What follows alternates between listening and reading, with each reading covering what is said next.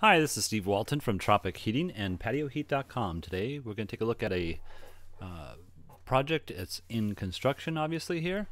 Here we have two different styles of ceiling areas that we need to address. This one here is like a cathedral ceiling, and then we have a flat ceiling on this other side over here. So let's go into, first of all, just the general dimensions of our patio. Here you see we have a 19-foot span by 22 feet this direction. Here we have 19.4, and we have 18 foot this direction here. Dimensions as far as the height of the beams that are coming across here and here, we have 8'7", and I think that's the only dimension that we need to worry about at this point here. So let's go back into what type of heaters I would recommend. This space here is a rather large space. Also, it has this cathedral ceiling like we spoke of, and what I would like to do, because of the height here is to put maybe some gas heaters in here. So I'm going to go with the SunPack option, and I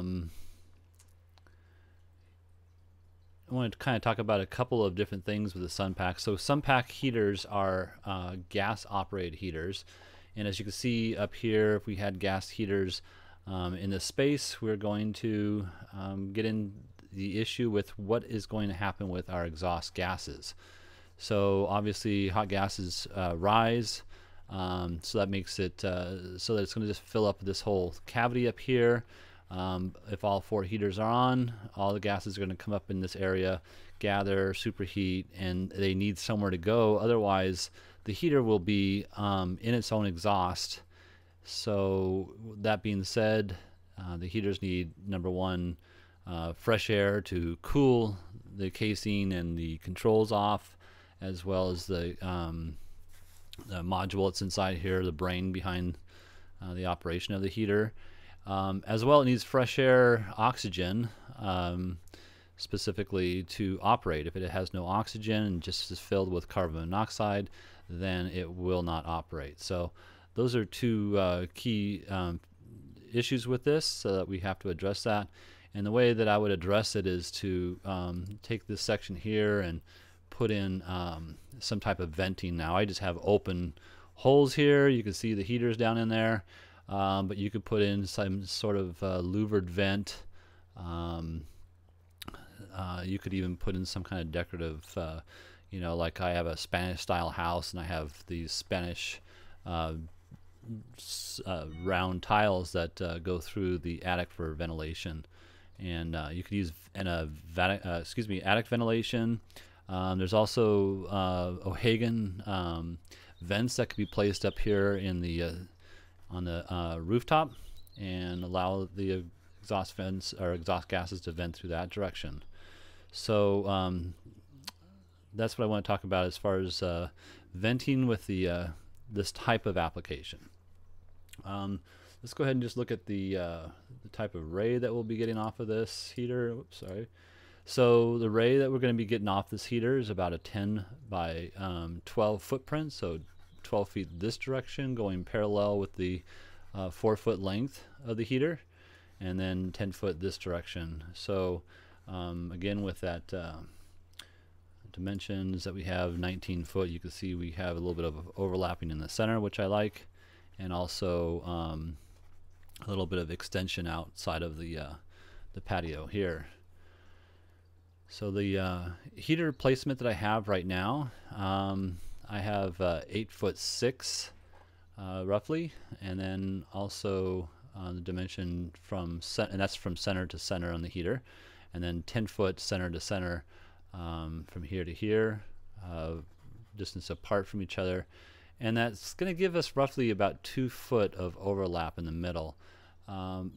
One heater was not, or let's just say 2 heaters here and here was not enough to completely cover the patio, but placing the 2 is a little bit more than you need. And so you can also see that I have them a little bit offset so that they're more on this side of the patio than on this side. There's a bigger gap here, and that's just so I can throw the heat out further this direction. You could place them center and have a little bit more overlap, or just center the two at the 10-foot distance apart. I kind of like to stay no closer than that 10-foot distance. I generally like to be about 11 feet distance apart from each other, or excuse me, center to center. So let me just go into one more aspect of this. I'm just going to remove that lid there for a second. You can see that the brackets that I'm using the full length bracket, and the reason behind that is because I need to get this when the heater is pointed straight down, I need a minimum of 13 inches of clearance from this edge to this portion of the combustible surface. And so what I've done is I've taken the OEM bracket. I'm going to go over here for a quick second. Taking the OEM bracket, and this would be the bracket itself, this blue highlighted here, and so I've taken that and I use this as a pivoting point.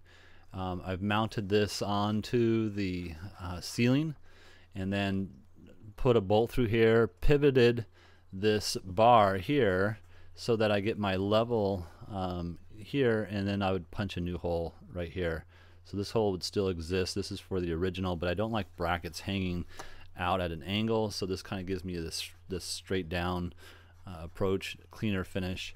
But then I still, again, need to be concerned about the clearance between the top of the heater and any combustible surface above that heater. So that's just another thing I wanted to show.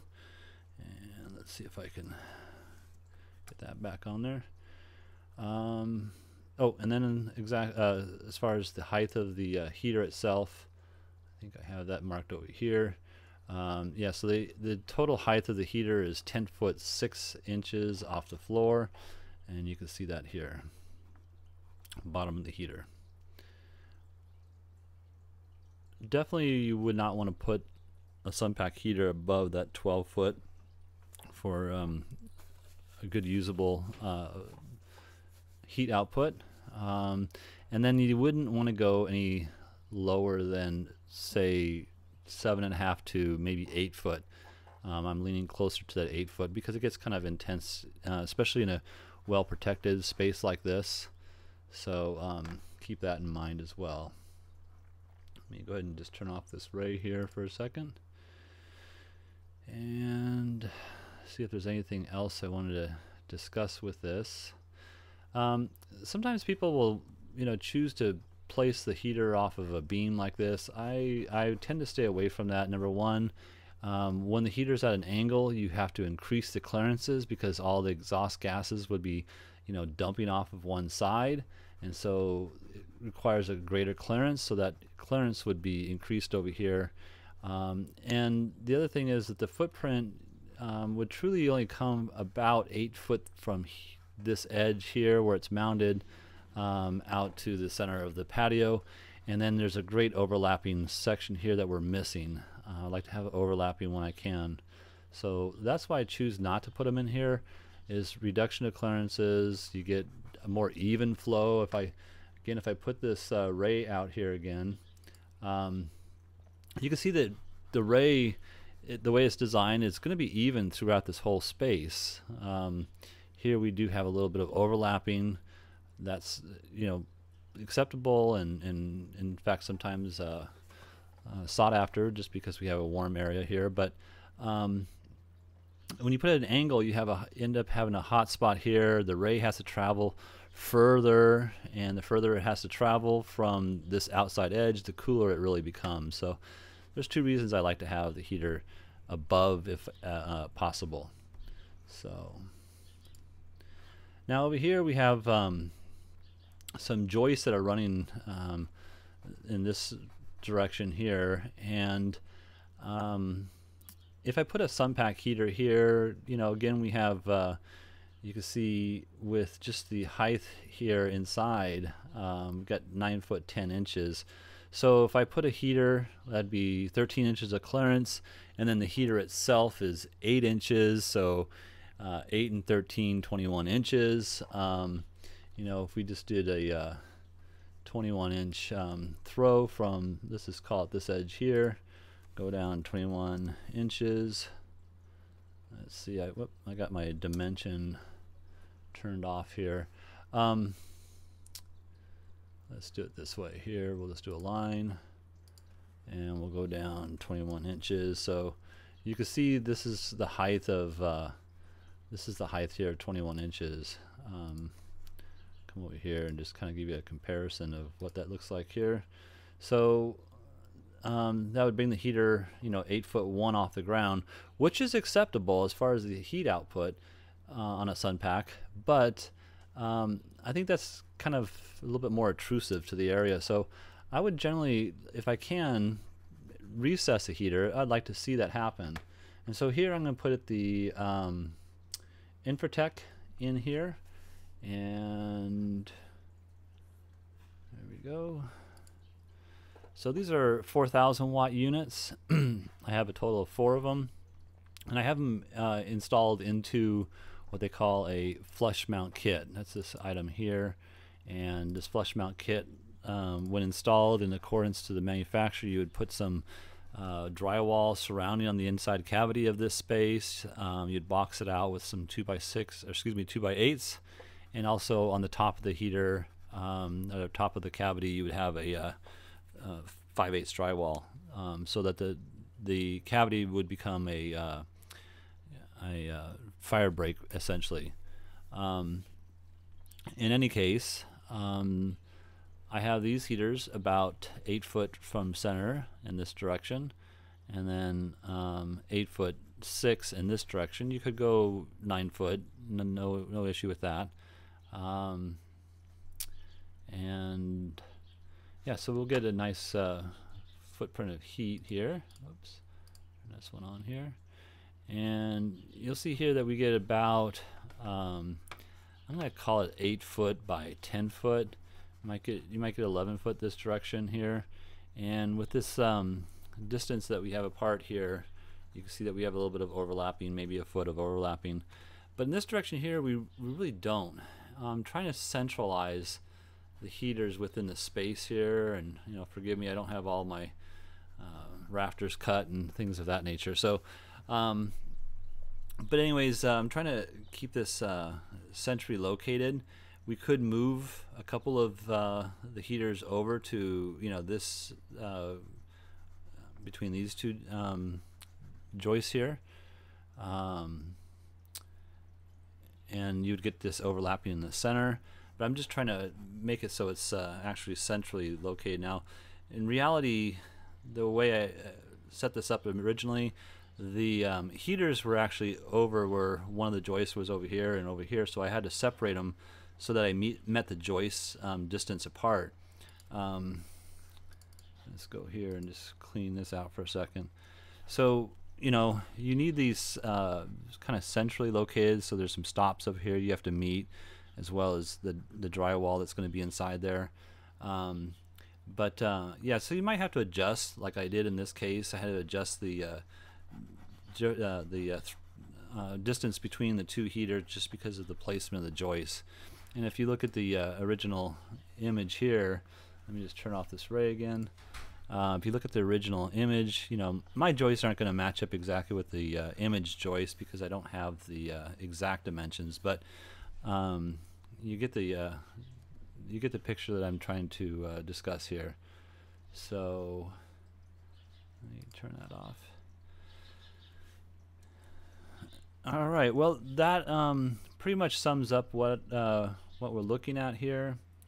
Let me just turn this guy off. Delete that. If you have any questions in reference to this particular application, or you want to do something similar to this application, by all means give us a call. Feel free to contact us by email. We do offer this kind of animated conceptual drawing, you know, free of charge if you send in an image and some dimensions to us, we'll be happy to assist you with that. In any case, thank you for watching this video, and we hope we taught you something, and we'll see you on the next one. Have a great day.